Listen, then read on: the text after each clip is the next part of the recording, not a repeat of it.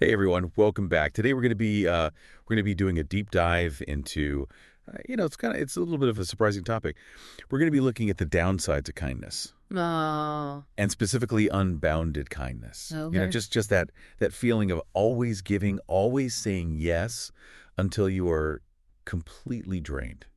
You're looking at a video from Oprah Winfrey, from her YouTube channel Oprah Winfrey Wisdom, Mm, and and she really challenges the assumption that more kindness is always better. yeah. That's such a pervasive idea. Yeah, I think this deep dive is going to be really good for anyone who's ever felt like they're giving too much and ending up drained and resentful, and like maybe your kindness is actually working against you. It's almost like a cultural myth that we've bought into, Basically. this idea that we should be endlessly giving without any regard for our own well-being. And Oprah's central message in this video is that constant giving without setting limits can lead to burnout, and it can even impact our ability to help others effectively. Yeah, that's the real irony, isn't it? That Yeah. that when we overextend our kindness without taking care of ourselves, we actually become less capable of being truly kind. It's like it's like running a marathon without ever stopping to hydrate or refuel. You're just going to collapse eventually. Exactly. And Yeah. there's a psychological component to this as well. When Yeah. when we're constantly giving without replenishing our own resources, we risk emotional exhaustion. Yeah. And that can manifest as cynicism, detachment, in a diminished sense of empathy, which are, kind of the opposite of the qualities we need to be genuinely kind. Right. And Oprah uses this really powerful anecdote in the video about a woman named Sarah who was so busy helping everyone else that she actually missed a crucial family event. Oh, wow. Yeah. And it's a reminder that, sometimes our unbounded kindness can make us blind to the needs of those closest to us. That's so true. It's like we're so focused on being there for everyone else that we forget to be there for ourselves and for the people we love the most. Right. I think this highlights the importance of self-care. Not as a selfish indulgence, Hmm. but as a necessary practice for sustainable kindness. Hmm. I like to think of it as filling up your own cup first. You can't pour from an empty pitcher. I love that You analogy. need to replenish your reserves in order to keep giving. Yeah, so it's not about becoming cold or uncaring, but about recognizing that true kindness thrives when it's rooted in a foundation of self-respect Hmm. and healthy boundaries. Exactly. And Oprah emphasizes the importance of shifting our perspective. Kindness shouldn't be an obligation, but a conscious choice. Hmm. That's a key distinction. Yeah. When we view kindness as an obligation, it becomes a performance. It's driven by a need for external validation rather than genuine compassion. Right. And I think we all know people who seem to be constantly performing their kindness. Oh, yeah. It's like they're always trying to be the hero or the savior. Hmm. And it can be so exhausting to be around that because you can sense that it's not coming from a genuine place. Yeah, and Oprah actually shared a personal story in this video about how she used to be a chronic overcommitter. Oh, really? Yeah, always saying yes to every request. Her calendar was packed with seemingly positive activities, Hmm. but she felt constantly drained and exhausted. That makes sense, though. It's easy to fall into that trap, especially when you genuinely want to help people. Right. But we have to remember that we have limits. Yeah, and I think, Oprah's story really illustrates how even well-intentioned actions can lead to burnout when we don't prioritize our own well-being. Absolutely. It's almost like we've been conditioned to equate self-worth with constant availability and productivity. And we've neglected the fundamental need for self-care. And this brings us to the power of saying no, which Oprah argues is not selfish, but actually a form of self-respect. Mm. It's about setting healthy boundaries and communicating our limits clearly. I think a lot of people struggle with this, though. Totally. Saying no can be so hard, It is. especially when we've been, raised to be people pleasers. Right, but it's so important It is. because when we say no, we're protecting our time and energy, Mm-hmm. and we're ensuring that we have the resources to offer genuine kindness Mm-hmm. when it aligns with our values. And it's not about being unkind or rejecting people. It's about recognizing that we have a finite capacity and making conscious choices about how we expend our resources. And in the video, Oprah tells a really interesting story about a woman named Jessica who finally learned to say no and was surprised to find that it actually strengthened her relationships. Oh, wow. I love that. Yeah, she realized that setting boundaries allowed for more genuine and authentic connections.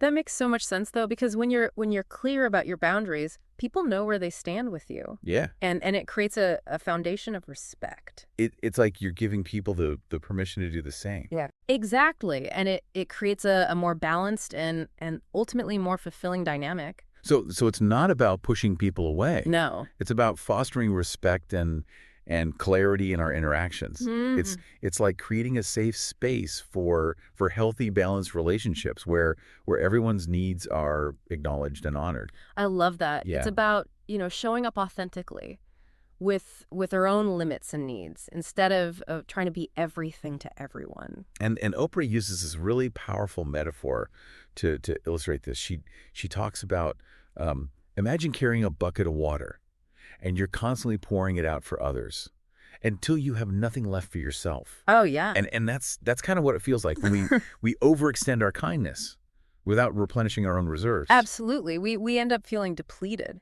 and resentful. And ultimately less capable of giving from a genuine place. Exactly. So it's crucial to remember to refill our own bucket. Yeah. To take care of ourselves so that we can continue to give from a place of abundance rather than scarcity. Yeah, and I think this really resonates with me because I know I personally struggle with feeling guilty for taking time for myself. It's like we've been conditioned to believe that self-care is indulgent or selfish, when in reality it's the foundation for authentic giving. Yeah, I think that's such a common struggle. It's almost like we've internalized this message that our needs are less important than everyone else's. Right. But it's so important to challenge that belief. It is. And to recognize that taking care of ourselves is not selfish. It's actually an act of kindness, both to ourselves and to the people around us. So it's a profound shift in perspective. Right. Recognizing that self-care isn't in opposition to kindness, but rather a prerequisite. Exactly. When we tend to our own well-being, we create a wellspring from which genuine kindness can flow naturally. I love that image. So how do we start shifting from this mindset of obligation to a place of conscious choice? How do we cultivate a more sustainable and fulfilling approach to kindness? Well, that's a great question, and it's one that we'll continue to explore as we delve deeper into Oprah's wisdom on this topic. Yeah, this is already so insightful, and Yeah. I'm sure our listeners are eager to hear more about how to put these ideas into practice. Well, there are several practical strategies we can implement to cultivate a more balanced approach to kindness, and that's exactly where we'll pick up in the next part of our deep dive. Awesome. I can't wait. Yes, wait here. So how do we actually put this into practice? How do we break free from these ingrained patterns of overgiving and start setting those healthy boundaries? Well, Oprah suggests starting with a simple but profound shift in mindset. It's about recognizing that our worth isn't tied to our constant availability or our willingness to say yes to every request. Yeah, that's a huge mental hurdle for a lot of people, myself included. It's easy to get caught up in that validation that comes with being the helper, the go-to person. Oh, absolutely. And that's where self-awareness comes in. We need to start paying attention to the subtle cues our body and mind are sending us.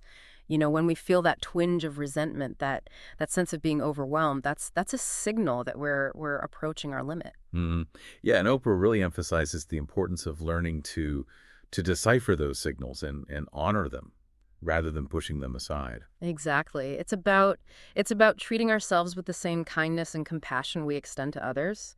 It's about recognizing that saying no to a request doesn't make us bad or selfish. It simply means we're prioritizing our well-being. And I think that's such a key point. We often fear that setting boundaries will make us appear unkind or uncaring. Mm-hmm. But the reality is quite the opposite.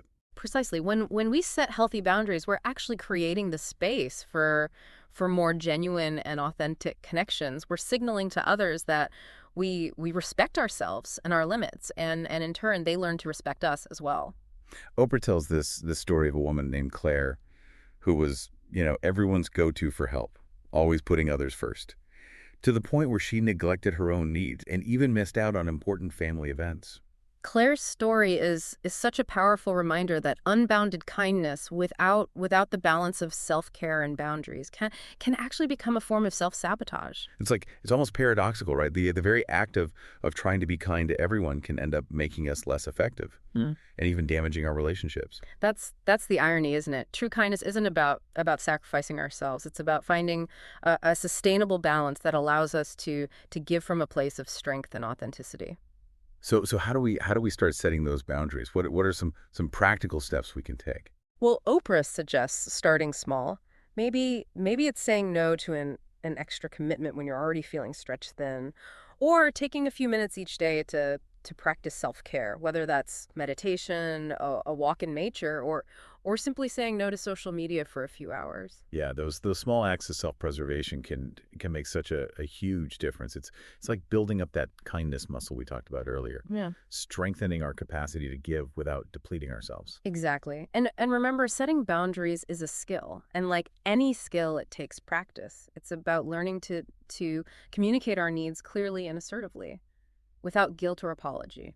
And I think that's where a lot of people struggle, right? We've been conditioned to prioritize others' needs above our own, Mhm. and saying no can feel incredibly uncomfortable. It definitely is a challenge to unlearn those ingrained patterns, but the rewards are immense. Yeah. When we start setting boundaries, we reclaim our time, our energy, and ultimately our sense of self. Oprah emphasizes that this shift requires courage, especially when we encounter resistance from people who are used to us always saying yes. That's true. Not everyone will understand or appreciate our newfound boundaries, and that's okay. It's not about pleasing everyone. It's about honoring ourselves and creating a sustainable model for kindness. It's about it's about shifting from a mindset of obligation to a mindset of conscious choice, of giving from a place of fullness rather than depletion. And as we cultivate this more balanced approach, we may find that our relationships actually deepen and become more authentic. We're no longer playing the role of the endless giver. We're showing up as our true selves with our own needs and limits. This is all so insightful, and I'm sure our listeners are starting to see the potential transformative power of setting boundaries. It's not about shutting people out. It's about creating a space for healthy, respectful, and sustainable relationships where kindness can truly flourish. Exactly.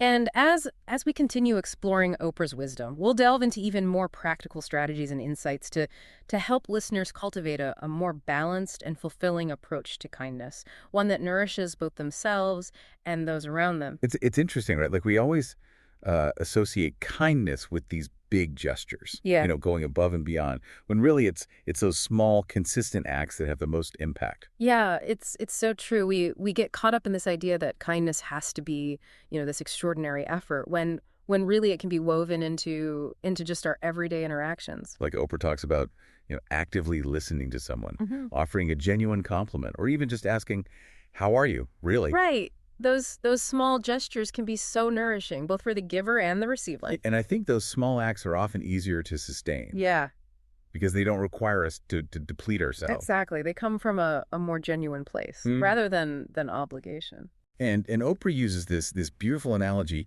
She compares those acts of kindness to planting seeds. Each seed may seem insignificant on its own, but over time they can blossom into this vibrant garden. I love that analogy. It really highlights the cumulative impact of consistent mindful kindness. This deep dive has been so great. It's really challenged my assumptions about kindness and shown me that true sustainable kindness really starts with being kind to ourselves. Absolutely. It's about recognizing that we can't pour from an empty cup. So as we wrap up, I want to leave our listeners with this question. What small act of kindness can you offer yourself today? Yeah, maybe it's taking a break from work to go for a walk, or just saying no to an extra commitment. Remember, cultivating a more balanced approach to kindness starts with honoring your own needs and limits. And when we practice kindness towards ourselves, we create a ripple effect that extends outwards, touching the lives of those around us in really profound ways. This has been another deep dive. Thanks for listening.